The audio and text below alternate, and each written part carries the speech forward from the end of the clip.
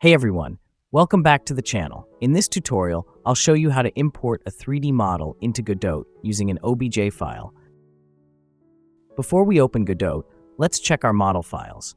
You should have your OBJ file, the MTL file, and your texture images, usually PNG or JPG. Make sure all of these files are in the same folder. Godot relies on the MTL file to know which textures to use, so this part is very important. Now let's open Godot. In the File System dock, simply drag your folder containing the OBJ, MTL, and textures directly into your project. Godot will automatically import the model. Once it's done, double-click the OBJ file to open it in the 3D preview.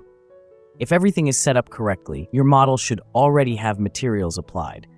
But if the model looks white or untextured, don't worry. This is very common. That usually means the material didn't link correctly or the texture path was missing. Let's fix that by assigning a new material. First, add the model to your scene by dragging it into the viewport. Select the Mesh Instance 3D node. In the inspector, expand Surface Materials and click on an empty slot. Choose New Standard Material 3D. Now click on the material to edit it. Scroll down to Albedo and load your texture into the Albedo texture slot. Instantly, your model should display the correct texture. You can also tweak roughness, metallic, and normal maps if your model has them.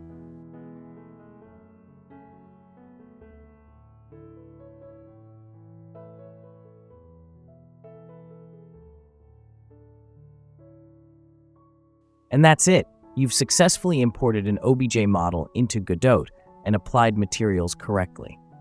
If this helped you, leave a like, subscribe for more Godot tutorials, and drop a comment if you have questions. See you in the next one.